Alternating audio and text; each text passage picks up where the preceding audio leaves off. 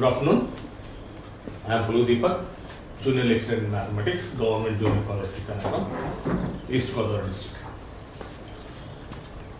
So, next problem, measures of dispersion లో ఒక frequency continuous frequency distribution students తెచ్చుకున్న మార్కులు 0 నుంచి 10 మార్కులు, అలాగే 10 to 20, 20 to 30, 30 to 40, 40 to 50 ఈ మధ్యలో వచ్చిన మార్క్స్ వాళ్ళు విద్యార్థుల సంఖ్య ఇచ్చాడు 5, 8, 15, 16, 6 అని.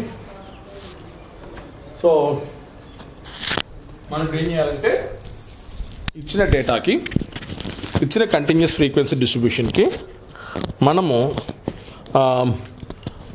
మధ్యమం నుంచి మధ్యమ విచలనాన్ని ఫైండ్ అవుట్ చేయాలి.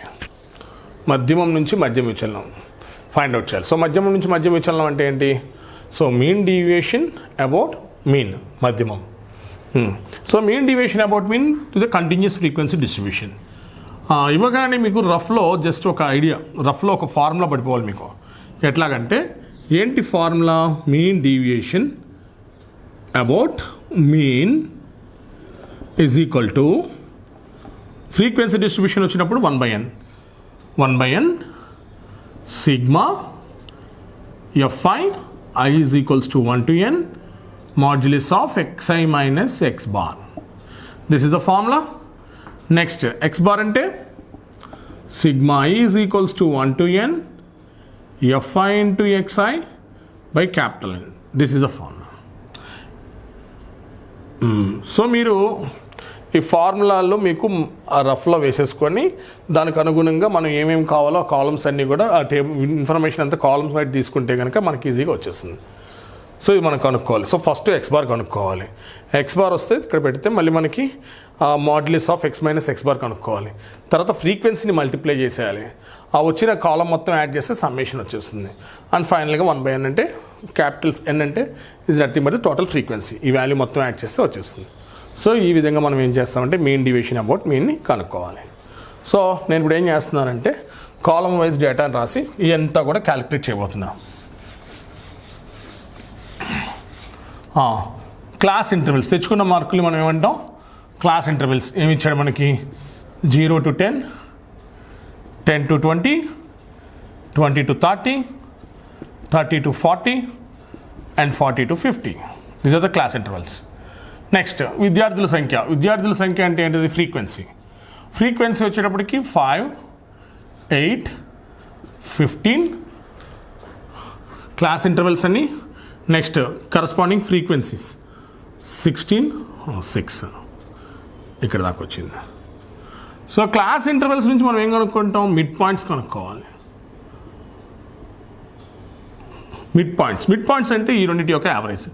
0 + 10/2 అంటే 5, 10 + 20/2 మిడ్ పాయింట్ 15, 15/20 + 30 50/2 25, 35, 40 + 50 90/2 అంటే 45. ఏమొచ్చింది మనకి? xi అంటే మిడ్ వాల్యూస్ వచ్చాయి, xi వాల్యూస్ వచ్చినాయి. అయితే ఇక్కడ నేను ఏం చేస్తానంటే స్టెప్ డీవియేషన్ మెథడ్ని అప్లై చేసి మీన్ వాల్యూ కనుక్కుంటా. Very simple. స్టెప్ డీవియేషన్ అంటే తెలిసిందే. ఎట్లాగా? డిఐ అంటే మనకు తెలుసు కదా. డిఐ ఒక వాల్యూని దీంట్లో వీటి మొత్తంలో కూడా ఒక వాల్యూని నేను అజ్యూమ్డ్ మీన్గా తీసుకుంటా. That is assumed mean is A. మిడిల్లో తీసుకోవాలి. వీటిలో అజ్యూమ్డ్ మీన్ తీసుకోవాలంటున్నా. That is A assumed value or assumed mean. ఊహాత్మకపు అంక మధ్యమం అంటాం ఏ అంటే. సో అది ఎలా తీసుకోవాలంటే ఉన్న డేటా మొత్తం ఎక్కడైనా తీసుకోవచ్చు, తప్పలేదు. కానీ మిడిల్లో తీసుకుంటే కొంచెం ఈజీగా ఉంటుంది. సో నేను అజ్యూమ్డ్ మీన్ని ఏ అనుకుంటున్నాను.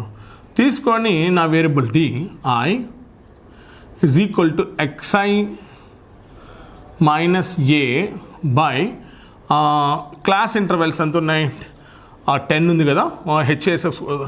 వేసేసి పర్వాలేదు, ఎంత హెచ్ కూడా వేద్దాం. అంటే ఫస్ట్ xi అంటే ఎంత? 5 మైనస్ 25 బై హెచ్ అంటే width of the interval. Width of the interval ఎంత ఉంది? 10 ఉంది. చేస్తే ఎంత వస్తుంది? 5లో నుంచి 25 తీసేసాను, 20 వచ్చి -20 వచ్చింది. -20/10 అంటే -2. ఇప్పుడు ఇక్కడ ఎక్స్ వాల్యూ ఏంటిది 15 -25 అంటే సింప్లిఫికేషన్ చేస్తుంది, సింపుల్గా వచ్చేస్తుంది, మిస్టేక్స్ లేకుండా చాలా ఈజీగా వస్తుంది, వాల్యూస్ మారిపోతున్నాయి. ఇప్పుడు వీటి మొత్తానికి ఎఫ్ఐని మల్టిప్లై చేసినా వస్తుంది, కానీ దీన్ని కూడా ఇంకా తగ్గించడం అనమాట, వాల్యూస్ని చిన్న వాల్యూస్గా మార్చడం. 15 - 25, 15 - 25 అంటే ఎంత ఉంటుంది, 10 ఉంటుంది, -10 ఉంటుంది, -10/10 అంటే -1.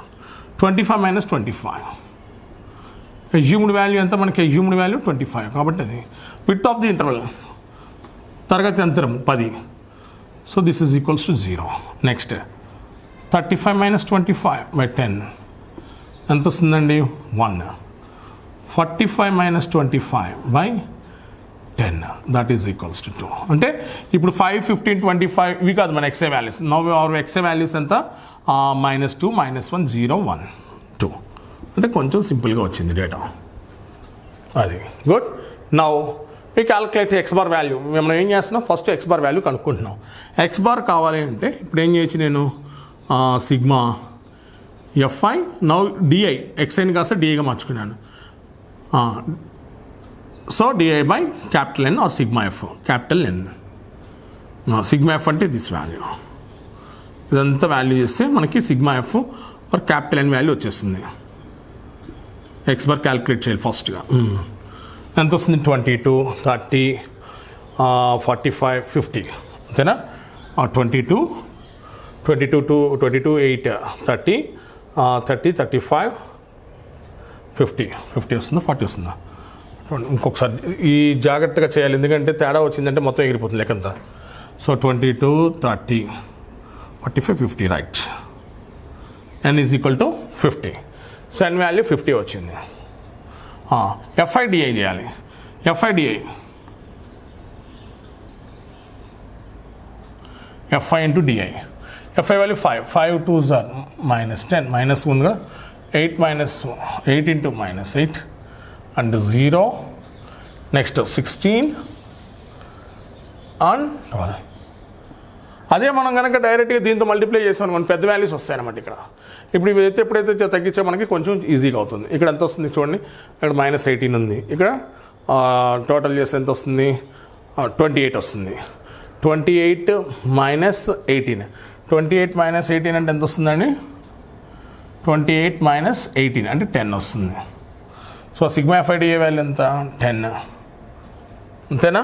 సిగ్మా ఎఫ్ఐడిఏ వాల్యూ ఎంత 10. ఓకే, అజ్యూమ్డ్ వాల్యూ పెట్టాను కదా ఫార్ములాలో, ఎక్స్ బార్ డైరెక్ట్గా ఎఫ్ఐ కాదు. ఎక్స్ బార్ అంటే ఇప్పుడు మారుతుంది కదా, అజ్యూమ్డ్ వాల్యూ తీసుకున్నాం కదా, ఏ ప్లస్ రైట్, ఏ ప్లస్ స్టెప్ డీవియేషన్ చేసిన తర్వాత మీన్ వాల్యూ మీన్ ఫామ్లో మారుతుంది. అజ్యూమ్డ్ మీన్ అప్లై చేసాం కాబట్టి ఏ ప్లస్ ఉండాలి. Next sigma F I D I by N into C, అంతేగా, అంతే, by N into see with of the interval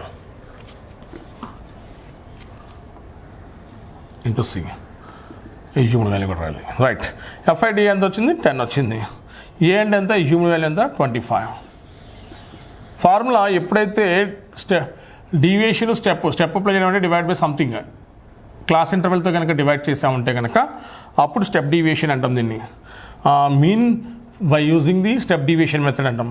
so అప్పుడు ఫార్ములా ఏమవుతుందంటే X bar is equals to A plus sigma F I D I by total frequency into C అవుతుంది. C is nothing but the width of the class interval. So ఇప్పుడు మనం ఏం చేస్తున్నప్పుడు A అంటే ఎంత, assumed value 25 plus sigma F I D I అంటే ఎంత వచ్చిందండి మనకి, సిగ్మా ఎఫ్ఐడిఐ ఎంత వచ్చింది 10 వచ్చింది, by capital N. Capital N అంటే total frequency 50 into see with of the class interval 10. Simplify చేద్దాం. సింప్లిఫై చేస్తే 0 0 క్యాన్సిల్ అయిపోతుంది, 2 టైమ్స్ పోతుంది, 27. The final answer is 27 right.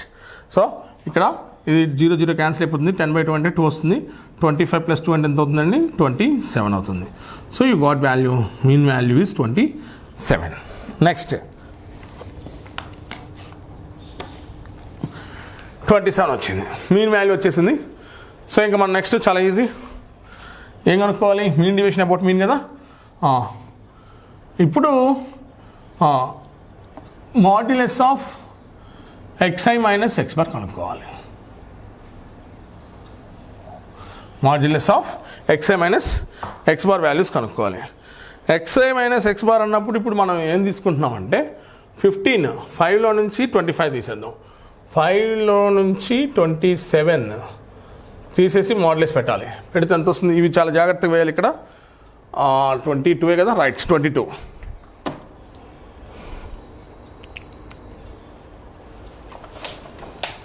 ఇక్కడ చాలా జాగ్రత్తగా వేయాలి మా వాల్యూస్, ఎందుకంటే ఏ ఒక్క చిన్న వాల్యూ తప్పేసినా కానీ మొత్తం ఆన్సర్ రాంగ్ అయిపోతుంది. ఏం క్యాలిక్యులేట్ చేయాలి? Next modulus of xi minus x bar. xi అంటే 5, 5లో నుంచి ఇప్పుడు మీన్ వాల్యూ ఎంత వచ్చింది? 27 తీసేస్తే 22 వస్తుంది, -22 వస్తుంది. కానీ మాడ్యులస్ ఉంది కాబట్టి ఎంత అవుతుంది? 22 అవుతుంది. Next modulus of 15 minus 27.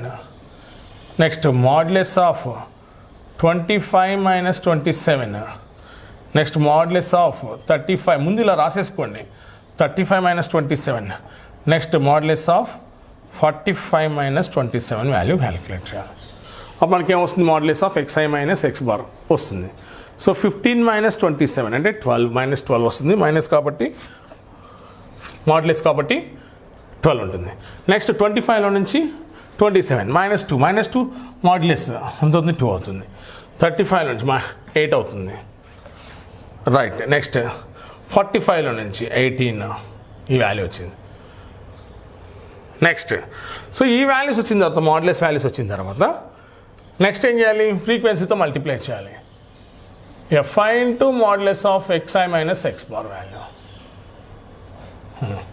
fi అంటే ఈ కాలం, fi అంటే ఫ్రీక్వెన్సీ కాలం. ఈ కాలంని మల్టిప్లై చేస్తే fi ఇంటూ xi వచ్చేస్తుంది.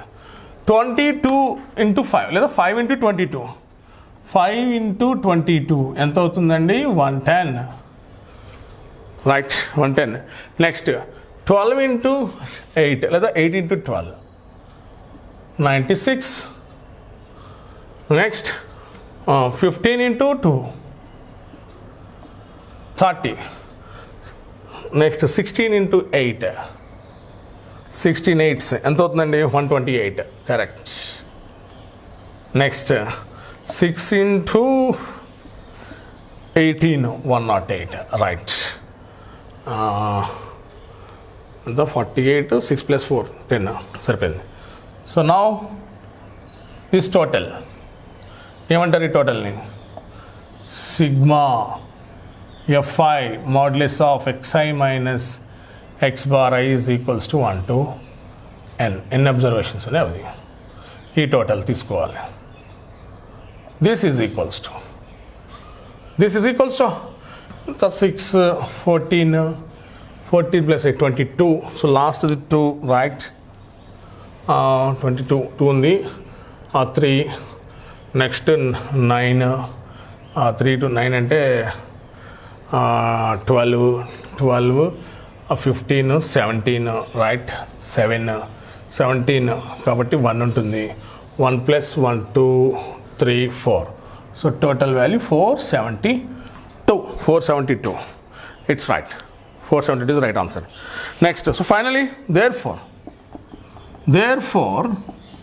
mean deviation about mean is equals to 1 by capital N sigma fi into modulus of xi minus x bar I is equals to 1 to n is equals to, final answer has now 1 by capital N, 1 by n అంటే ఎంత వచ్చిందని మనకి 50 into ఈ total మొత్తం ఎంత? 472. 8 times 9 times 8 5 8 5 అంటే 400. 9 times అయితే 45. So 9 కరెక్టే. 9 the final answer is 9.44 approximately. సుమారుగా 9.44 approximately. సో ఈ విధంగా మనం ఏం చేస్తాం? స్టెప్ డీవియేషన్ మెథడ్ అంటే మీన్ని స్టెప్ డీవియేషన్ తోటి మనం అజ్యూమ్డ్ మీన్ మెథడ్ అంటారు. ఆ విధంగా మనం మీన్ని కనుక్కొని ఆ మీన్ నుంచి ఆ మధ్యమం నుంచి మనం మధ్యమ విచలనాన్ని ఫైండ్ అవుట్ చేస్తాం. మధ్యమ విచలనం దేని నుంచి మీన్ నుంచి అంటే మీన్ అంటే మధ్యమం నుంచి మధ్యమ విచలనం కనుక్కున్నాం. ఈ విధంగా మనం చేయొచ్చు. So very simple. మళ్ళీ ఇంకొకసారి క్లాస్ ఇంటర్వెల్స్, ఫ్రీక్వెన్సీ. 0 నుంచి 10 మార్కులు వచ్చినటువంటి విద్యార్థులు ఎంతమంది ఉన్నారు? 5 ఉన్నారు. 10 నుంచి 20 వచ్చిన విద్యార్థులు ఎంతమంది? 8 మెంబర్స్ ఉన్నారు. ఇలాగ ఇచ్చాడు. దానికి మనం ఏం చేస్తాం? ఫార్ములా తెలుసు, 1/N Fi ఇంటూ ఇది ఫార్ములా. ఈ ఫార్ములా ఫస్ట్ మనకి ఏం కావాలి? ఎక్స్ బార్ కావాలి. సో ఎక్స్ బార్ కనుక్కోవడం అంటే వెరీ సింపుల్. నేను చెప్పినట్టు సిగ్మా FIX/N కొడితే వచ్చేస్తుంది. కానీ నేను ఏం చేస్తున్నాను, దీన్ని డేటాని కొంచెం తగ్గించుకుంటున్నాను. అంటే వాల్యూస్ పెద్ద వాల్యూస్ రాకుండా కొంచెం చిన్న వాల్యూస్కి రావడం కోసం ఏం చేశాను, ఇక్కడ subtraction some constant assumed mean value by dividing by the width of the interval హెచ్తో కొట్టా. విడ్త్ ఆఫ్ ది ఇంటర్వెల్ ఎంత ఉంది? 10 ఉంది. సో 10 తోటి డివైడ్ చేసుకుంటూ వచ్చాను. నెక్స్ట్ సబ్ట్రాక్షన్ దేంతో సబ్ట్రాక్ట్ చేస్తున్నాను? ఒక వాల్యూ అజ్యూమ్డ్ మీన్ అనుకుంటున్నాను. ఎక్కడి నుంచి తీసుకుంటున్నాను? అది మిడ్ వాల్యూస్లో మధ్యలో ఒక దానిని అజ్యూమ్డ్ మీన్ అనుకుంటున్నాను. సో ఫైనల్గా ఏం చేయాలి? ఎక్స్ బార్లో ఆ అజ్యూమ్డ్ మీన్ అనుకున్న వాల్యూని యాడ్ చేసి ప్లస్ సిగ్మా FIDA/N అనేసి ఇంటూ సి క్లాస్ ఇంటర్వెల్తో మల్టిప్లై చేస్తే you will get it as a mean value. Mean కనుక్కున్న తర్వాత ఆ రిమైనింగ్ ఏది modulus of XI - X bar కనుక్కోవాలి. మళ్ళీ ఫ్రీక్వెన్సీ మల్టిప్లై చేయాలి, దాని టోటల్ ఫైండ్ అవుట్ చేయాలి. And finally you substitute all this here. అన్నీ తీసుకొచ్చి ఇక్కడ ప్రతిక్షేపిస్తే we get it as a mean deviation about mean. మధ్యమం నుంచి మధ్యమ విచలనాన్ని ఈ విధంగా కనుక్కుంటాం. Very important. 1-2 సార్లు ప్రాక్టీస్ చేస్తే ఈజీగా వచ్చేస్తుంది. చాప్టర్ పేరుకి సో విస్తరణ కొలతల గురించి తెలుసుకుందాం. సో ఆల్రెడీ మనం కొంత ఇంట్రడక్షన్ ఫస్ట్ 2 క్లాసెస్లో చూసాం. సో ఇంకొంచెం సింపుల్గా అంటే విద్యార్థులు చాలా ఈజీగా గుర్తుపెట్టుకునే విధంగా కొన్ని టెక్నిక్స్ చెప్తాను. ఈజీగా మనం ఫస్ట్ ఈ విస్తరణ కొలతలు గుర్తుపెట్టుకోవాల్సింది ఏంటంటే, ఫస్ట్ డేటా అంటే ఏంటి తెలుసుకోవాలి. డేటా అంటే it's a collection of information.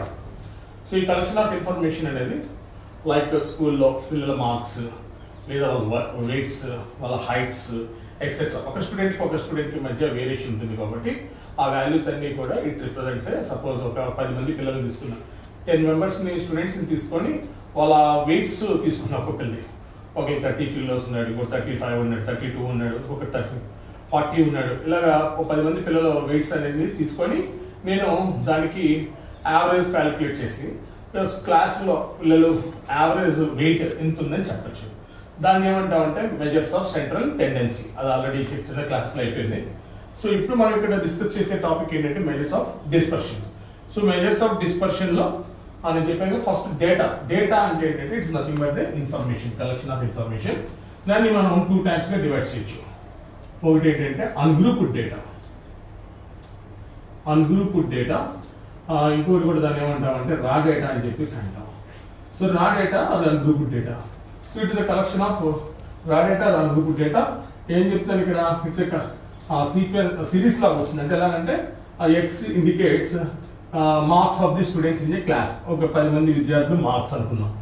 First మార్క్ని X1, సెకండ్ మార్క్ని X2, థర్డ్ మార్క్స్ని X3, అలాగే 10 మంది పిల్లల మార్క్స్ అనమాట X10. సో ఇలాగా తీసుకున్న డేటాని ఏమంటామంటే రా డేటా అంటాం.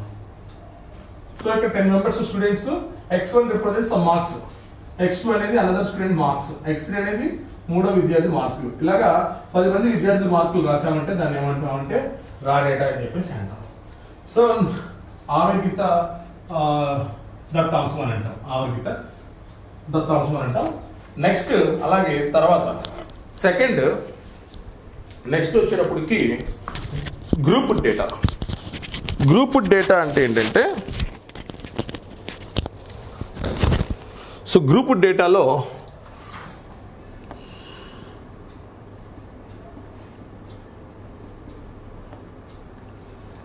Two parts. ఎలాగంటే డిస్క్రీట్ ఫ్రీక్వెన్సీ డిస్ట్రిబ్యూషన్, ఇంకొకటి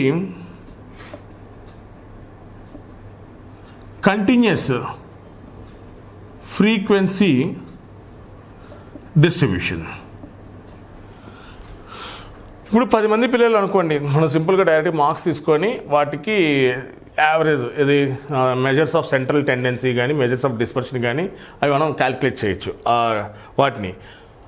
సో అది తక్కువ మంది ఉండి, ఒకవేళ నా క్లాస్లో సపోజ్ ఒక 50 మంది ఉన్నారు అనుకుందాం.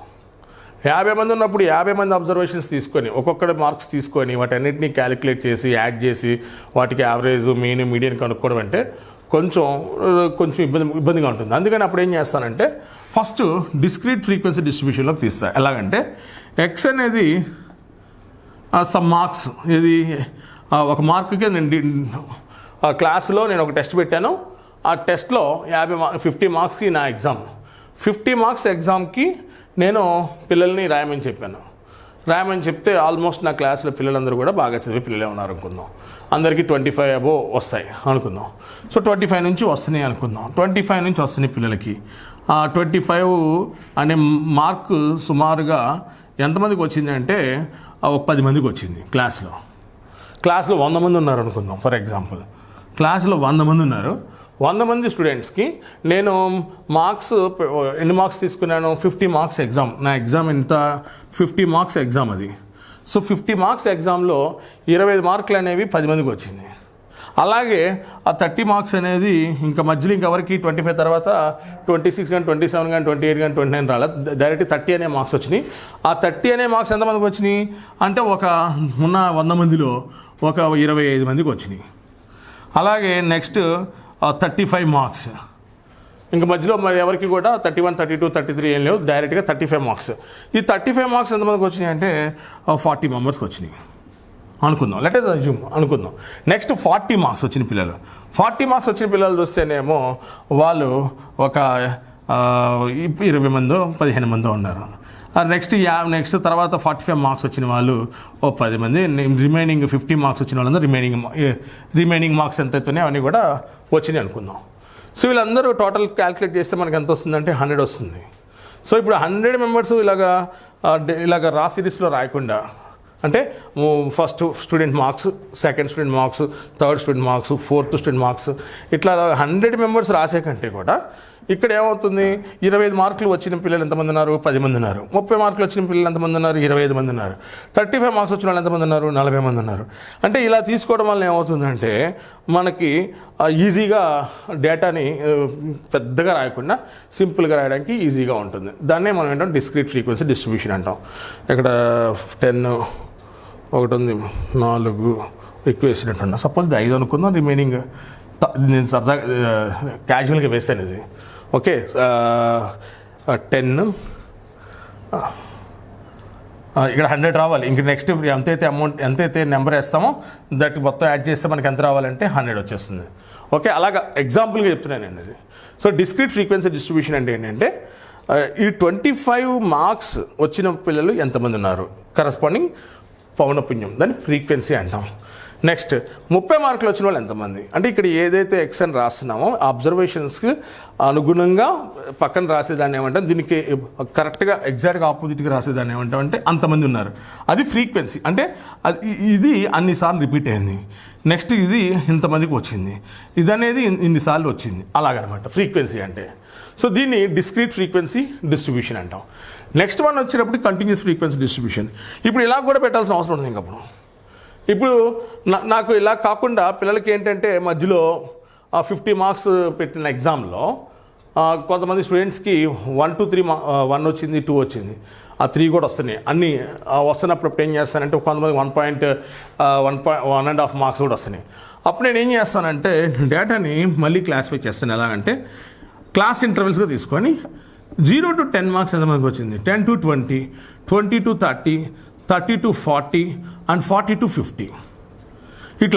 ఇలా ఇచ్చినప్పుడు ఏమవుతుందంటే 0 నుంచి 10 మంది, 0 నుంచి 10 మార్క్స్ వచ్చిన వాళ్ళు ఎంతమంది ఉన్నారు, that is corresponding value, some value ఎంత వస్తుంది. ఫర్ ఎగ్జాంపుల్ 5 ఉన్నారు అనుకుందాం. 10 to 20 వచ్చేటప్పటికి ఒక 21 members, something like 14 members, next 7 members and finally 3 members ఉన్నారు అనుకుందాం. ఫర్ ఎగ్జాంపుల్కి రాసేది. ఓకే, సో ఇక్కడ ఇది మొత్తం టోటల్ చేస్తే 10, 15, ఇది ఒక 50 మంది, 10 ఒక్క నిమిషం, 5, 10, 15, 45 మంది. సో క్లాస్లో స్ట్రెంత్ మొత్తం ఎంతమంది ఉన్నారు అంటే 10, 15, 20, ఇది 10, 15 అంటే 45 మెంబర్స్ ఉన్నారు. 15 అంటే ఇక్కడ 10 వస్తుంది, 15 members, 45 members, right? 45 members ఉన్నారు. 45 members స్టూడెంట్స్ ఏంటి, మనం 0 నుంచి 10 మార్క్స్ వచ్చిన వాళ్ళు ఉన్నారు, 5 ఉన్నారు. 10 to 20 members అంత 21 members ఉన్నారు. ఇలా 14 members ఉన్నారు, ఇలా 7 members ఉన్నారు, 3 members ఉన్నారు. సో ఇప్పుడు మనం ఏం చేస్తున్నాం ఇక్కడ, total number of the students ఎలాగ డిస్ట్రిబ్యూట్ చేస్తున్నాం, 45 మెంబర్స్ని క్లాస్ ఇంటర్వెల్స్ అంటే కంటిన్యూస్ డేటా అంటాం దీన్ని. 0 to 10 continuous, 10 to 20 continuous, 20 to 30 ఈ బిట్వీన్లో ఉన్న మార్క్స్కి అనుగుణంగా మనం వీళ్ళని డిస్ట్రిబ్యూట్ చేస్తున్నాం. So this is called continuous frequency distribution. So ఈ విధంగా రికార్డ్ అవుతుంది కదా, ఈ విధంగా మనం ఏం చేస్తామంటే డేటాని ఇంటర్మీడియట్ లెవెల్లో రా data, next discrete frequency distribution, and finally continuous frequency distribution. First data గురించి మనకి ఐడియా రావాలి. అయితే ఈ మెజర్స్ ఆఫ్ డిస్పర్షన్ కన్నా ముందు ఒకటి చిన్నది ఉంటుంది, దాన్ని ఏమంటామంటే మెజర్స్ ఆఫ్ డిస్పర్షన్ కన్నా before measures of central tendency అని అంటాం. ఈ మెజర్స్ ఆఫ్ సెంట్రల్ టెండెన్సీలు ఏమేమి ఉంటాయంటే, ఒకటి మీన్, 2 మీడియన్, ఇంకోటి mode, harmonic mean, geometric mean. ఈ 2 అవసరం లేదు. హార్మోనిక్ మీన్ అనేది, జామెట్రిక్ మీన్ అనేది అవసరం లేదు. ఈ 2 కూడా హార్మోనిక్ మీన్, జామెట్రిక్ మీన్ అనేది పెద్ద కాన్సన్ట్రేట్ చేయం. ఈ ఫస్ట్ 3 వాటి మీద కాన్సన్ట్రేట్ చేస్తాం. మీన్ అంటే, మీడియన్ అంటే, మోడ్ అంటే వాటిని మనం స్టడీ చేస్తాం. వాటిలో అంటే వాట్ ఈజ్ సెంట్రల్ టెండెన్సీ అని అంటే, ఇప్పుడు ఫర్ రియల్ లైఫ్ ఎగ్జాంపుల్ ఒకటి. ఫర్ ఎగ్జాంపుల్ ఒక మూవీ రిలీజ్ అయింది, ఒక మూవీ రిలీజ్ చేయబోతున్నారు. మూవీ రిలీజ్ చేసే ముందు ఏం చేస్తారంటే దానికి సంబంధించినటువంటి ఒక ట్రైలర్ ఉంటుంది. ఆ ట్రైలర్ ఎలా ఉంటుంది, ఆ ట్రైలర్ చూడగానే మనకి ఓహో ఈ మూవీ అనేది యాక్షన్ మూవీ లేదా లవ్ స్టోరీ లేదా ఏదో ఒక ట్రైలర్ చూడగానే మనకంటూ ఏమవుతుంది, ఆ సినిమా మొత్తం గురించి కూడా ఒక ఐడియా అనేది వస్తుంది అనమాట. సినిమా అనేది కూడా నథింగ్ బట్ ది డేటా, మొత్తం అంతా కూడా ఇన్ఫర్మేషన్ ఉంటుంది దాంట్లో. ఎవరు హీరో, హీరోయిన్, పాటలు, మొత్తం సినిమా దేని మీద రన్ అవుతుందో అంతా కూడా ఉంటుంది. That is also complete data. ఆ డేటా గురించి మనం ఏం చేస్తున్నాం, అనలైజ్ చేస్తున్నాం. Yes, this is action movie and this is love story and the romantic movie అని చెప్పేసి మనం ఏం చేస్తున్నాం, దానికి కొన్ని ఫైనల్గా ఏం చేస్తుంది, సెన్సార్ బోర్డులో ఒక సర్టిఫికేట్ అనేది ఇస్తారన్నమాట. అంటే ఇది చిన్నపిల్లలు చూడొచ్చు, ఇది చిన్నపిల్లలు చూడకూడదు, ఈ ఏజ్ నుంచి ఏజ్ గ్రూప్ వాళ్ళు చూడాలి, అలాగా. So that is nothing but the statistics, it's a part of a statistics. So ఇక్కడ మనం దాంట్లో ఈ మెజర్స్ ఆఫ్ సెంట్రల్ టెండెన్సీ అనేది ఏంటంటే ఆ యొక్క సెంట్రల్ టెండెన్సీ డేటా మొత్తం మీద, డేటాలో ఉన్నటువంటి మొత్తం మనకి సినిమాలో ఎలాగైతే ట్రైలర్ పార్ట్ చూసి మనం డిసైడ్ చేసేస్తున్నామో సినిమా మొత్తం చూడకుండా, ఆ సెంట్రల్ టెండెన్సీ అనేది కూడా ఏంటి, ఆ ఒక ట్రైలర్ లాంటిది అనమాట. చూసి దాని గురించి డేటా గురించి కొంత మనకి ఐడియా అనేది క్రియేట్ చేసేయగలదు. ఏముంటుంది ఏంటి అటోల్స్ అంటే, ఒకటి mean, median, mode, that's it. That is called the central tendency. మరి what is dispersion, measures of dispersion అంటే ఏంటి? ఇప్పుడు సేమ్ మనం మూవీలో జస్ట్ అది చూసేసి మనం చెప్పేస్తున్నాం ఎస్ ఇది యాక్షన్ మూవీ అని.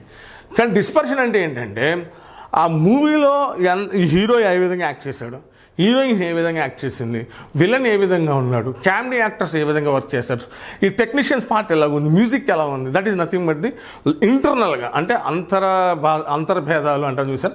లోపల ఉన్నటువంటి ప్రతి దాన్ని కూడా మనం ఏం చేస్తామంటే అనలైజ్ చేసేసుకోవడం అంట. That is nothing but the measures of dispersion. అంటే డేటాలో లోపలికి వెళ్ళి ఒకదానికి మధ్య ఉన్నటువంటి డిఫరెన్సెస్, ఒకదానికి మధ్య ఉన్నటువంటి variation, that is nothing but the variation, ఆ డిఫరెన్సెస్ అనుకోండి, లేదా డేటాకు సంబంధించి variety, that is also variety. ఇట్లాంటి అన్నిటి గురించి కూడా మనం డిస్కస్ చేసేదాన్ని ఏమంటామంటే మనం that is called the measures of dispersion.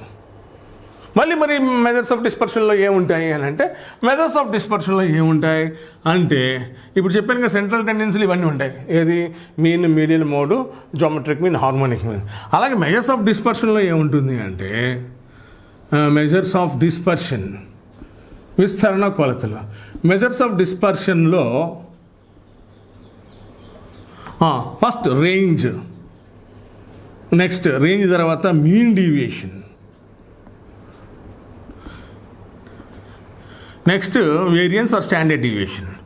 Variance వేరు, స్టాండర్డ్ డీవియేషన్ వేరు. ఓకే, వేరియన్స్ ఇంకోటి స్టాండర్డ్ వేరియన్స్, స్టాండర్డ్ డివిజన్, ఇంకా చాలా ఉంటాయి. కానీ బట్ మన ఇంటర్మీడియట్ లెవెల్లో మనం ఏమేమి డిస్కస్ చేస్తున్నాం, రేంజ్ ఒకటి, వ్యాప్తి, మీన్ డీవియేషన్ మధ్యమ విచలనం, వేరియన్స్ విస్తృతి, క్రమ విచలనం. స్టాండర్డ్ డివియేషన్ అంటే ఆ క్రమ విచలనం అంటాం. సో రేంజ్ అంటే వ్యాప్తి, మీన్ డివియేషన్ అంటే మధ్యమ విచలనం, వేరియన్స్ అంటే విస్తృతి, అండ్ స్టాండర్డ్ డివియేషన్ అంటే that is nothing but the క్రమ విచలనం అని చెప్పేసి అంటాం. స్టాండర్డ్ డివియేషన్ అంటే it is nothing but the root of the variance, అంతే. Root of the variance is nothing but the standard deviation, క్రమ విచలనం. నెక్స్ట్ మనం డిస్కస్ చేస్తాం. మరి రేంజ్ అంటే ఏంటి? రేంజ్ అంటే ఏంటంటే మనం ఇక్కడ ఈ డేటాలో అంటే డిస్క్రీట్ డేటాలో x1, x2, x3 లాగా 10 మెంబర్స్ తీసుకున్నాం. వీటిలో రేంజ్ అంటే ఏంటంటే maximum value minus minimum value. Range మనకి బిట్లో అడిగితే అడగచ్చు, 2 మార్క్స్ బిట్స్లో అడిగితే అడగచ్చు. రేంజ్ అంటే ఏంటంటే maximum value minus minimum value. వ్యాప్తి తెలుగులో ఏమంటారు దీన్ని? వ్యాప్తి అంటాం. గరిష్ట విలువ మైనస్ కనిష్ట విలువ. ఇచ్చిన అబ్జర్వేషన్స్లో, ఇచ్చిన దత్తాంశంలో గరిష్ట విలువలో నుంచి మినిమం వాల్యూని తీసేస్తే that is nothing but the మనకేమొస్తుంది, రేంజ్ అనేది వస్తుంది. ఫర్ ఎగ్జాంపుల్ నాకు రా డేటా ఇలాగ వచ్చింది. రా డేటా ఇచ్చాడు. ఎలాగంటే ఆ రా డేటాలో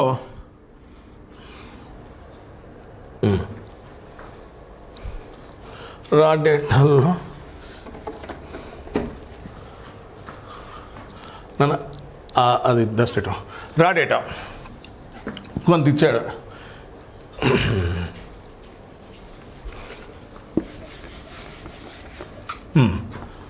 5, 3, 1, 10, 25, 30 అని ఒక డేటా ఉంది. ఆ డేటా ఇచ్చి ఒక 6 అబ్జర్వేషన్స్, 7 అబ్జర్వేషన్స్ ఇచ్చాడు.